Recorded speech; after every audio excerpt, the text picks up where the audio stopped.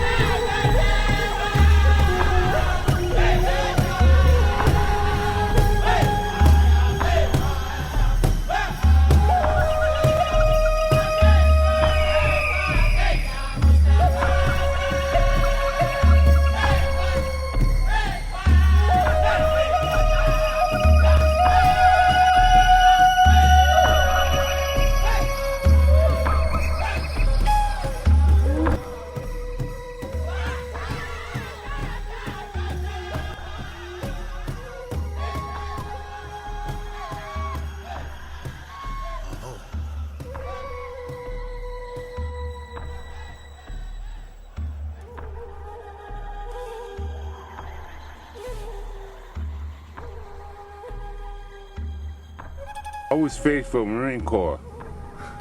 I was a Marine.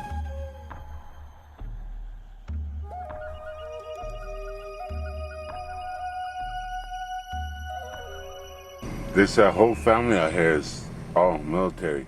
Cool.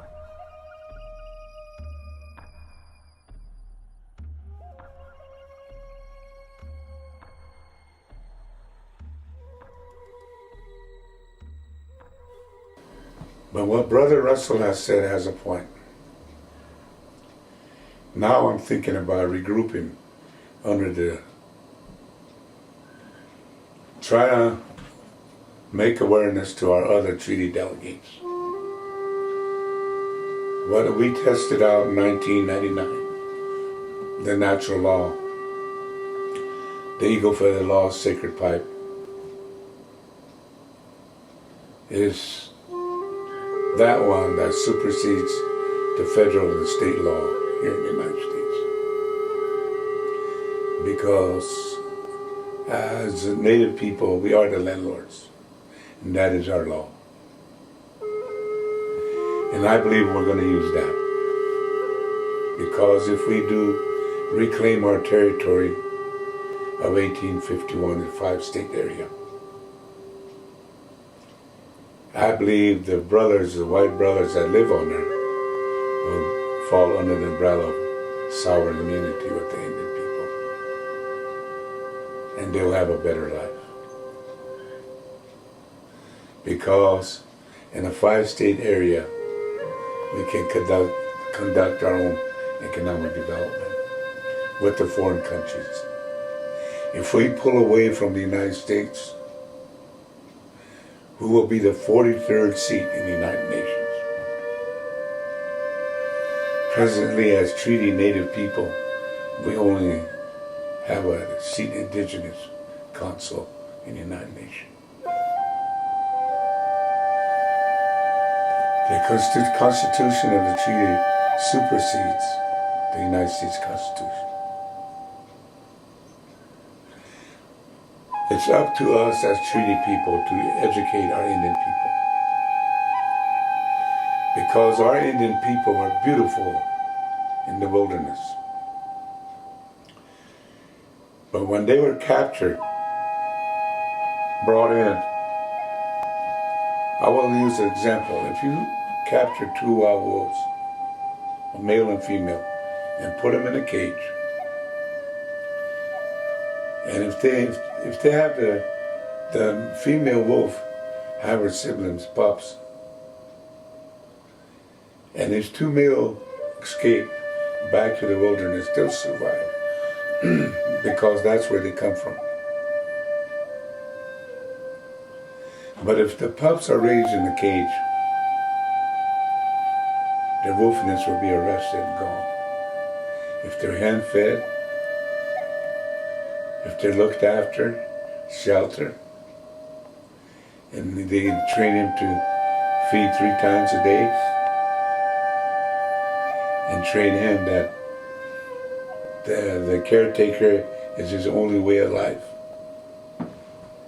He should believe everything what the caretaker tells him.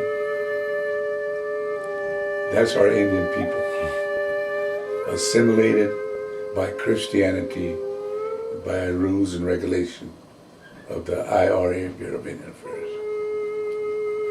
So a lot of our Indian people look Indian, but actually inside, their intellects, they lose their wolfness, the right and brain, common sense. They live on the technical side.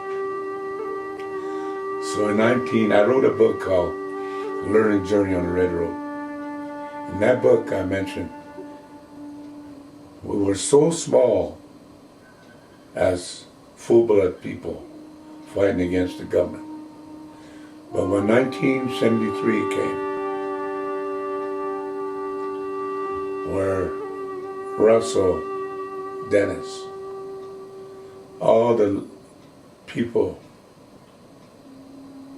a lot of us that decided to support one another and come back. We asked a lot of our relatives from the urban areas to come back. And a lot of the young people did. Their folks didn't. Because their folks were already entwined in the white society. But the young people came. And when I found out they're Indian, they could have an Indian name. They could have a plume, the ladies. The warrior could be painted and have an eagle feather. So they became what they are on the Red Road. So what I'm saying is that we're at a crucial place now. I always say the people of color one day rule this planet. I may be gone from here, but I know the dream I always have for our people will materialize because we have never lost faith in our belief that we are a free people.